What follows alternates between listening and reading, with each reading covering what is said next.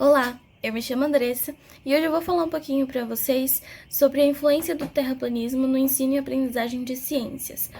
Eu sou graduanda de licenciatura plena em ciências pela Universidade Federal de São Paulo. Vamos iniciar então com uma notícia. Essa notícia que está aqui do lado, ela é de 2018 e ela nos diz que um pesquisador que estudou sobre o formato da Terra recebeu uma homenagem no Mato Grosso do Sul por ter estudado, o formato da Terra e ter chegado à conclusão que a Terra não era esférica e sim convexa. Então, como é recente, a gente sabe, que esse movimento dos terraplanistas está crescendo cada vez mais. A gente tem que tomar cuidado, principalmente quando a gente fala de ensino-aprendizagem. E é por isso que a gente vai discutir um pouco sobre isso. Bom, vamos falar então um pouco sobre o negacionismo científico, que está relacionado com o tema do terraplanismo. Então, pesquisei várias referências bibliográficas, mas trouxe aqui a referência de Vilela Selles, um texto de 2020. Então, eles nos diz, que o negacionismo científico não é uma novidade na sociedade e que parece ser um mínimo da população que não tem tanto impacto numa decisão política. Mas a gente vê os impactos na educação, nas escolas, porque acontecem os questionamentos dentro das aulas, Então, o que é esse negacionismo?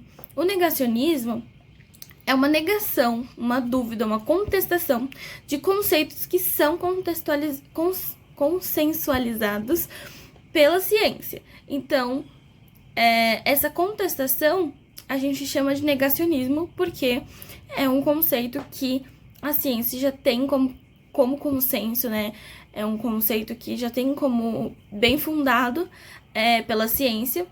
E a partir disso, esse negacionismo iniciou muito por conta da ascensão do conservadorismo aqui no Brasil, principalmente, e em todo o mundo. Esse fenômeno parece estar muito ligado com as mídias digitais. Então, na internet, a gente consegue encontrar muitos desses grupos sendo fortalecidos por esses meios. Então, para pessoas que pensam da mesma forma, se sentirem presentes, se sentirem agregadas naqueles grupos. Então, a internet reforça muito o negacionismo nesse sentido. Bom, os autores, o Vilela e Selles, de 2020, eles fazem alguns questionamentos durante o trabalho que foi publicado deles. E eu trouxe algum deles aqui pra gente começar a pensar sobre isso. A primeira grupo de questionamentos que eu encontrei no trabalho deles foi em relação a qual é o impacto e qual é o dano que isso causa na divulgação científica, como a gente pode ver aqui nessas duas perguntas. Em que medida, isso tem impacto na sociedade? A gente sabe que muitos discursos dos negacionistas, eles impactam sim na divulgação científica. Por quê? A gente tenta divulgar a ciência, de como ela é feita, e esses discursos de ataque mesmo à ciência, elas têm um impacto nessa divulgação científica, onde as pessoas começam a se encontrar em uma dualidade. Então, isso também afeta quando a gente fala das crianças, dos adolescentes, porque isso chega hoje muito fácil a eles, porque todos têm acesso à internet. Então, a gente tem que tomar cuidado, e isso influencia negativamente nessa visão de mundo que as crianças, os estudantes hoje têm, porque eles conseguem acesso à informação, não necessariamente adequada, muito fácil. Então, isso tem um impacto, sim, na educação, quando a gente está falando de sala de aula. Bom, vamos lá. O segundo núcleo de perguntas que os autores fazem é sobre a criticidade à ciência e como a gente pode não reforçar o negacionismo científico nessa questão. A ciência, ela é composta por remodelações, sim. Então, por muito tempo, a ciência vem evoluindo, desde os primórdios até hoje em dia.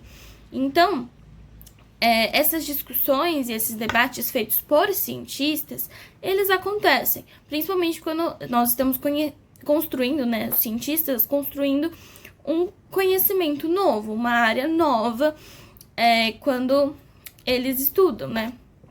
E aí, as informações que esses cientistas discutem, elas têm que ser validadas por uma comunidade científica, por pessoas capacitadas, por pessoas que têm habilidades na área, que estudaram para isso, e não por qualquer pessoa. E é aí que a gente encontra uma dualidade com os negacionistas. A maior parte deles não apresenta uma formação adequada para discutir o que discute. Então, essa formação impacta, sim, quando você pensa numa credibilidade daquela informação. Então, nós devemos, sim, pesquisar e nos questionar sobre a ciência, mas se tivermos, né, uma formação adequada para isso.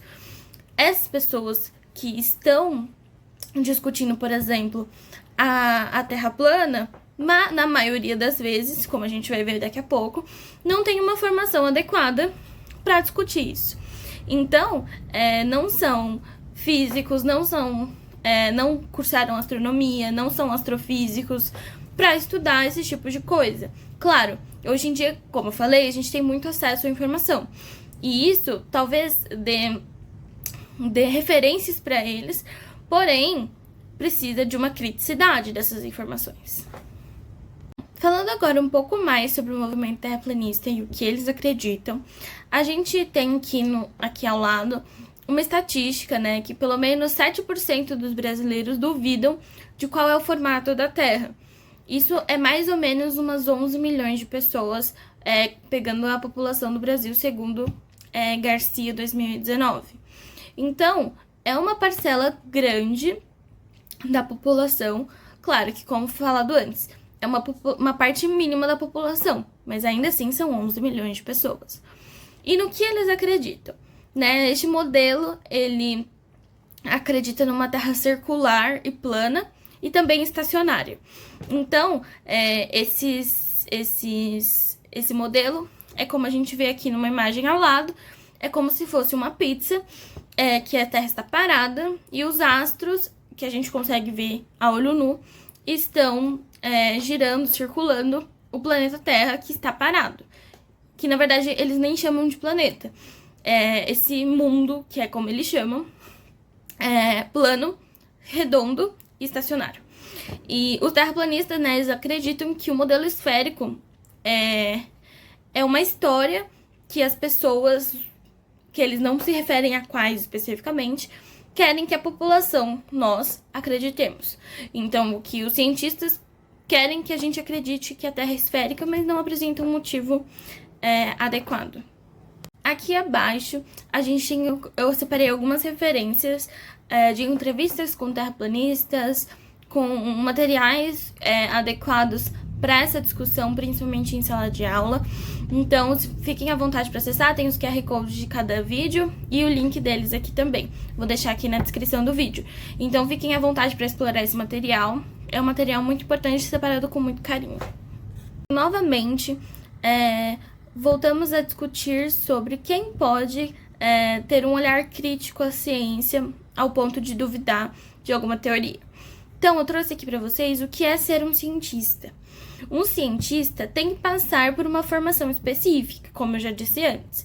Então, uma graduação, que é mais ou menos 4 anos em uma área científica, um mestrado de 2 anos, um doutorado de 4 anos. Então, é muito tempo de estudo para que um cientista seja formado completamente. E, como eu disse antes, muitos desses negacionistas que defendem, por exemplo, que a Terra é plana, não possuem essa formação específica. E, por vezes, são trabalhadores que nem estão relacionados à ciência. Nos vídeos que eu deixei anteriormente, eles falam qual é a profissão deles. Então, se você quiser saber mais, pode acessar os vídeos, que lá tem tudinho pra vocês. Caminhando para a finalização do vídeo, eu vou falar um pouquinho sobre os impactos da educação e como a gente pode trabalhar isso dentro da sala de aula.